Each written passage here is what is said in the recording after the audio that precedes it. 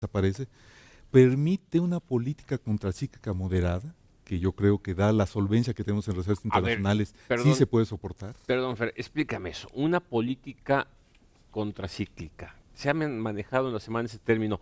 ¿Por qué no compartes con el auditorio qué quiere decir eso? Que el Estado puede gastar más en términos de seguro de desempleo, en términos de programas sociales, en términos de programas que aumenten la competitividad o que permitan invertir en infraestructura a fin de estimular la economía y aumentar el crecimiento económico. Eso es, no va en la lógica natural del libre comercio y de todo este tipo de cosas. Es un Estado interviniendo para...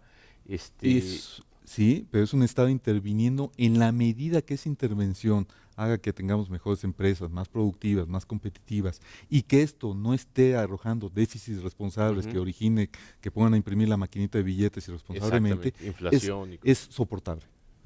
Digo, tarde o temprano regresa un déficit cero. Es un poco lo que ocurre ya en Europa, ¿no? Cuando hay crisis económicas, tan solo porque hay seguro de desempleo, tan solo porque no bajan las prestaciones sociales, entran en déficit, y cuando hay épocas de fuerte crecimiento económico, recuperan ese déficit que habían tenido. A lo largo del ciclo económico, en el largo plazo, están en déficit cero.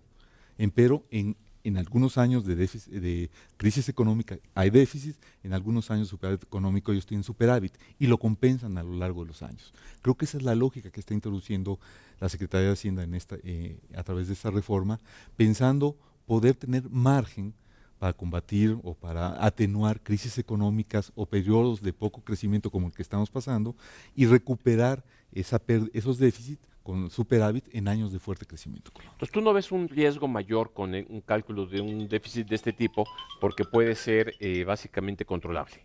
Básicamente controlable en la medida que la Secretaría de Hacienda sigue un criterio muy responsable, ¿no? De que esos son techos aparte, no necesariamente van a llegar a 1.5, etcétera, son techos posibles.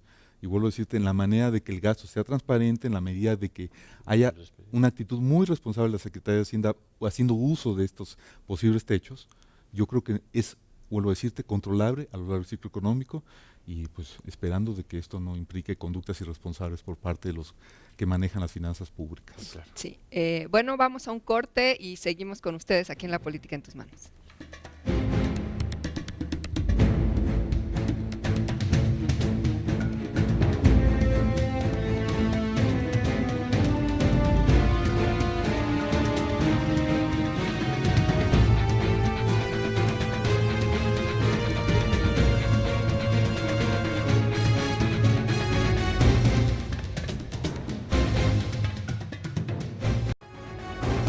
Regresamos con más de La Política en tus Manos. El Plan Nacional de Desarrollo consta de 5 metas nacionales, 3 estrategias transversales, 31 objetivos, 118 estrategias y 818 líneas de acción.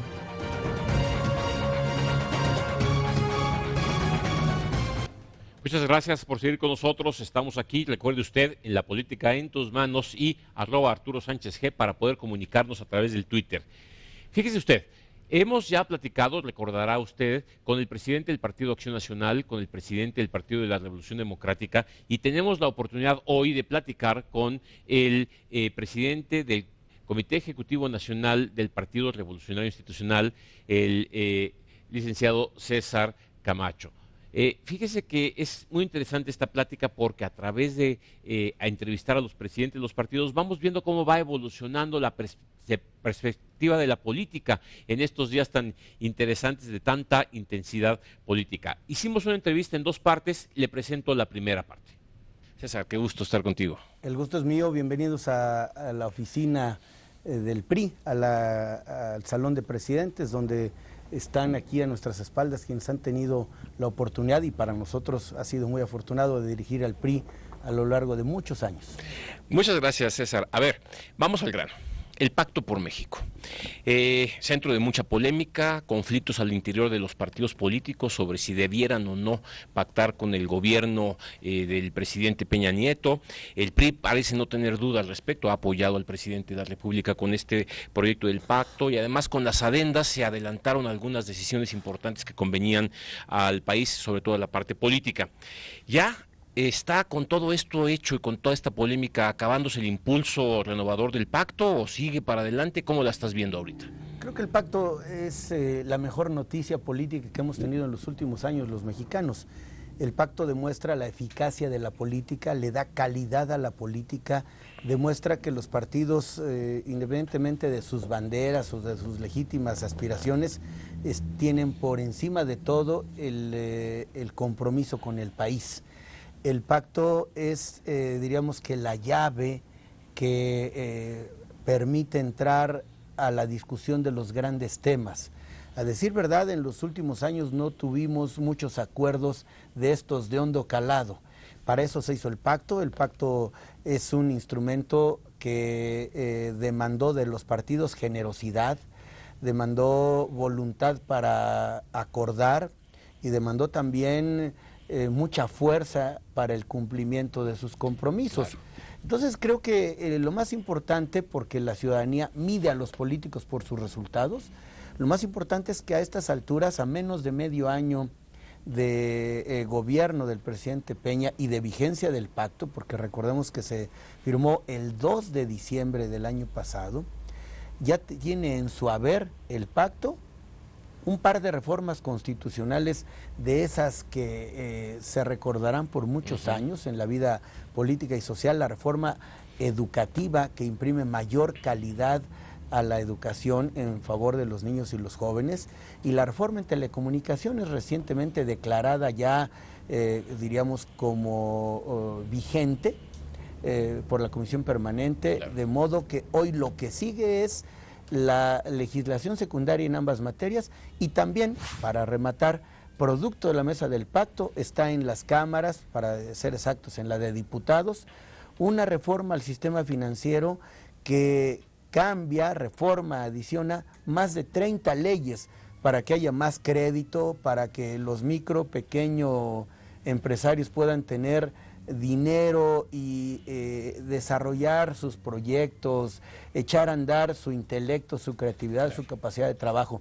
El pacto ha sido una buena noticia para los mexicanos y hay que seguir trabajando. Pues sí, creo que es interesante. Ahora, ya que lo mencionas tú, bueno, se trata de un pacto importante, pero también se trata de un sexenio. El presidente Peña Nieto va a gobernar 6 años, ya se fueron 6 meses, y buena parte de los avances se han tenido que compartir, bueno, se han compartido con la oposición porque ha formado parte de esta gran reforma.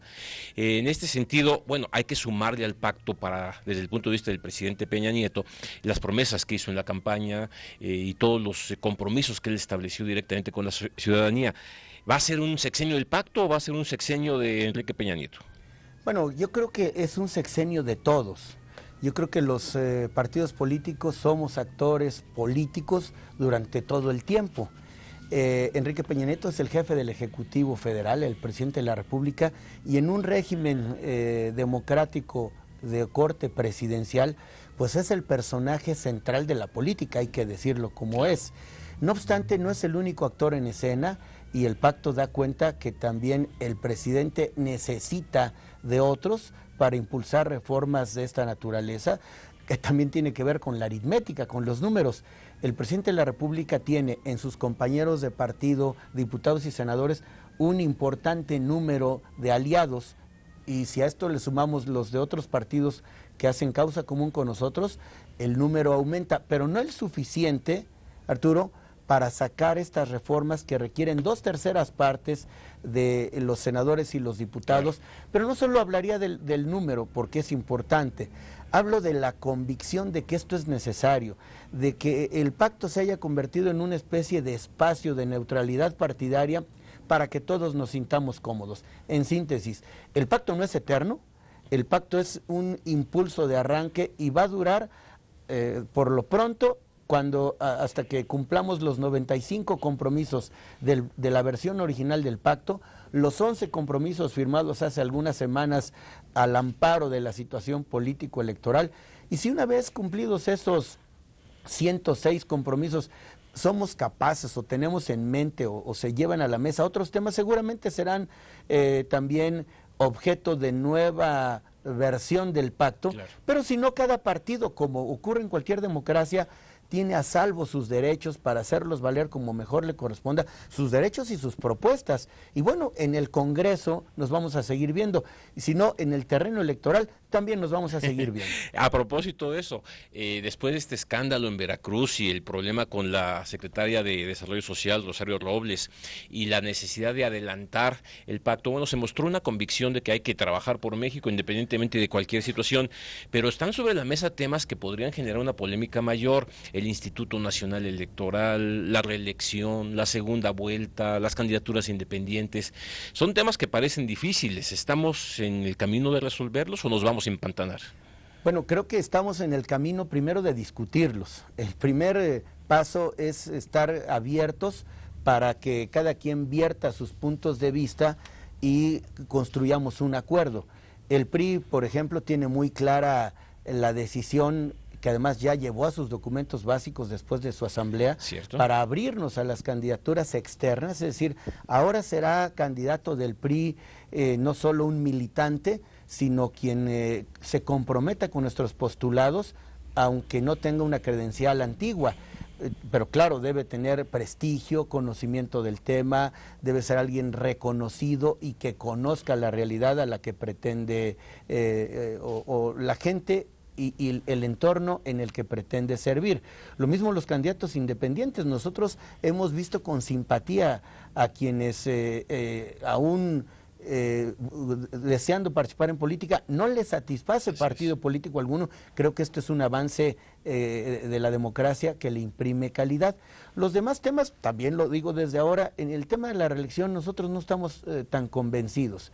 Yo conozco muy bien los argumentos a favor de ella, pero nosotros, que tenemos una gran base militante y muchos simpatizantes y mucha gente que comulga con nosotros, el hecho que alguien se reelija, y se reelija muchas veces, implícitamente le está impidiendo la oportunidad de ser postulado a otras personas, lo que resta capilaridad y movilidad social.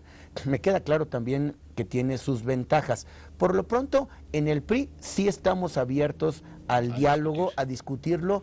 Lo peor que puede pasar es que no lleguemos a acuerdos en algunas cosas, pero el PRI es, por su naturaleza, por su historia, por su formación, un partido afecto a dialogar, afecto a discutir y siempre dispuesto a acordar.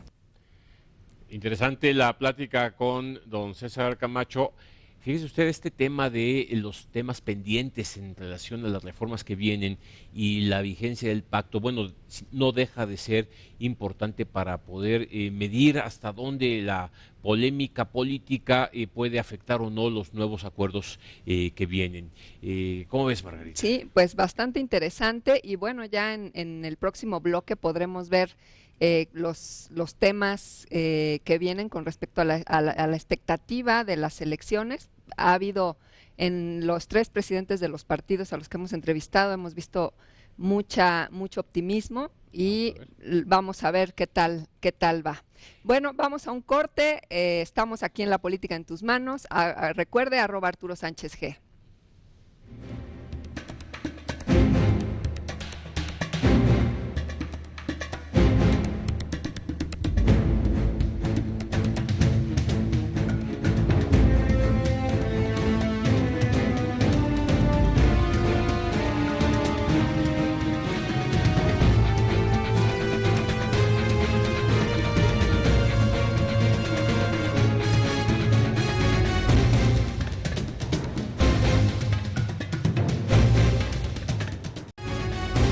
Regresamos con más de La Política en tus manos. De acuerdo con la adenda al Pacto por México, se le daría prioridad máxima a la iniciativa de reforma político-electoral a fin de que fuera aprobada antes del 1 de septiembre.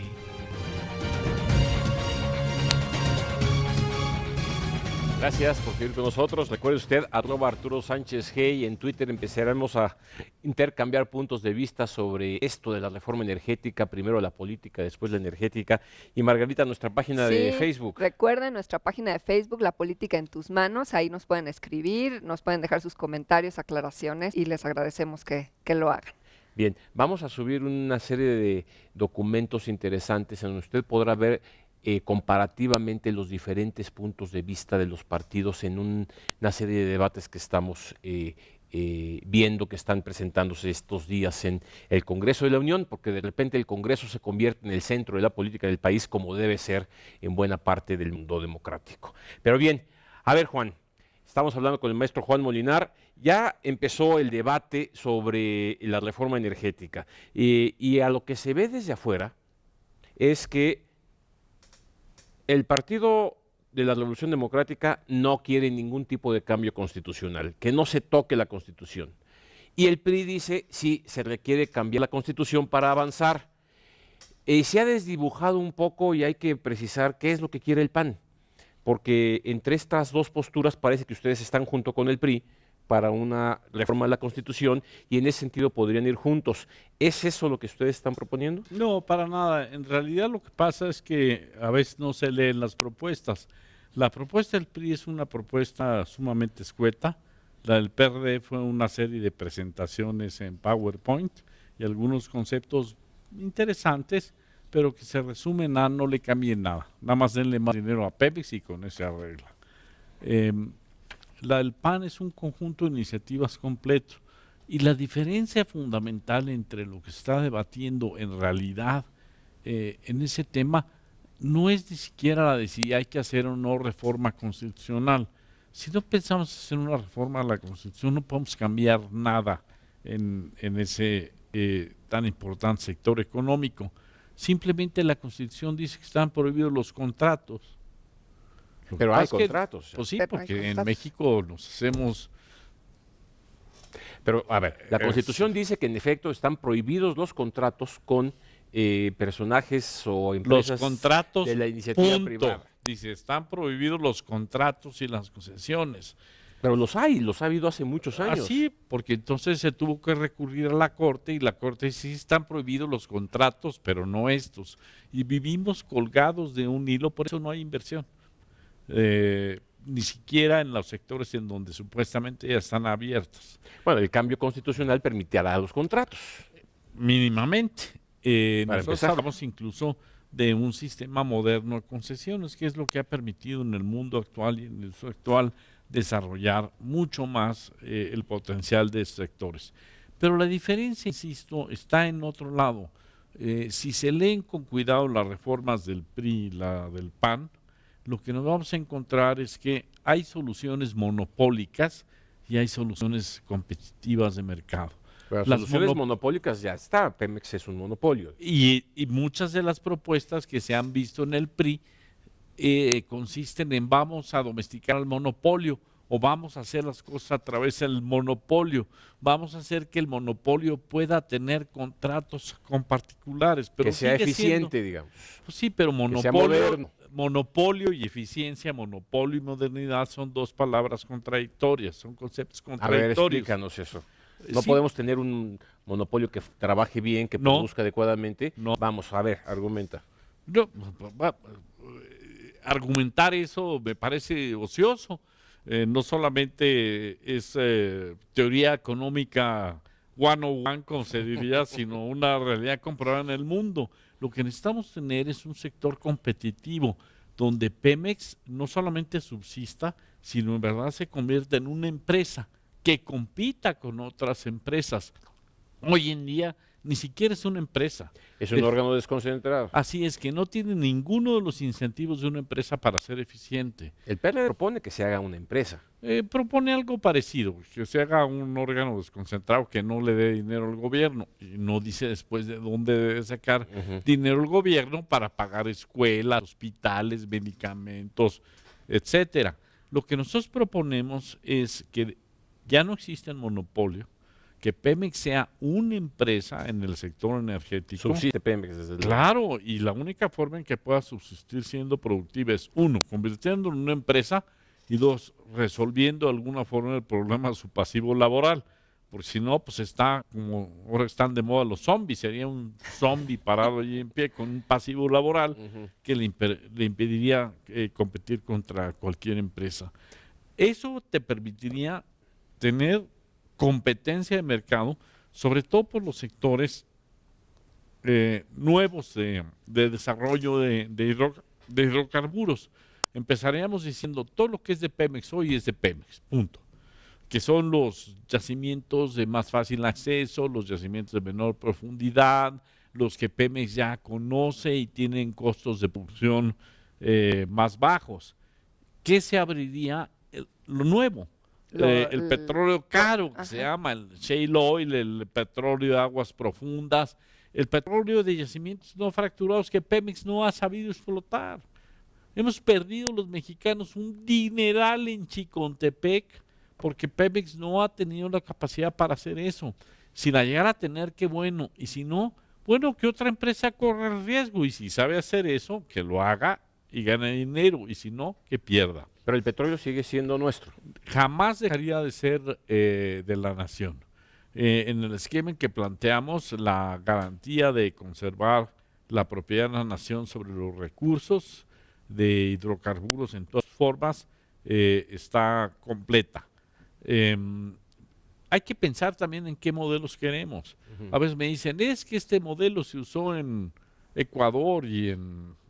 Bueno, nosotros pensamos en modelos más bien del tipo noruego, del tipo incluso brasileño, de las nuevas cosas que han hecho los colombianos con mucho éxito y de esta manera generar una empresa pública, propiedad de los mexicanos a través del Estado, que pueda ser competitiva y fuerte, y otras empresas privadas que puedan competir y arriesgar su dinero, maximizar la renta petrolera, aumentar la renta petrolera, para que puedan los mexicanos obtener más beneficios de ese recurso. ¿Cómo se verían reflejados estos beneficios para todos nosotros? Nosotros pensamos que hay que separar una parte de los recursos provenientes de la renta petrolera y destinarlos a un fondo que llamamos Petromex, el Fondo Petrolero Mexicano, que sigue los modelos... No existe eso ahorita, esa es una propuesta de la una reforma. propuesta que está en nuestra propuesta de reforma, Petromex. en donde se marcan objetivos socialmente deseables, básicamente para generar más valor para las siguientes generaciones, porque hoy en día el petróleo se extrae y los recursos nos los gastamos en el presente. Estos mexicanos están en este momento con estas necesidades y para los que vienen no queda nada. A ver, déjame ver si entiendo. Tú dices, de la producción, del beneficio del petróleo, se guarda una parte, se hace un fondo que se llama Petromex, según dices, y ahí se etiquetan gastos. Este fondo va a crecer y se van a destinar a determinados objetivos específicos, en el futuro, digamos. Objetivos que tienen como común denominador, tienen que ser objetivos para beneficiar no solo a estas, sino a las siguientes generaciones. Okay. Dos, tienen que generar valor. Tienen que ser inversiones que generen nuevo valor. Para eso hay que invertir sobre todo en dos cosas, en capital humano y en infraestructura física. Y a eso lo destinaríamos. Y de esa manera se verían, pues, más o menos en el mediano plazo, algunos beneficios.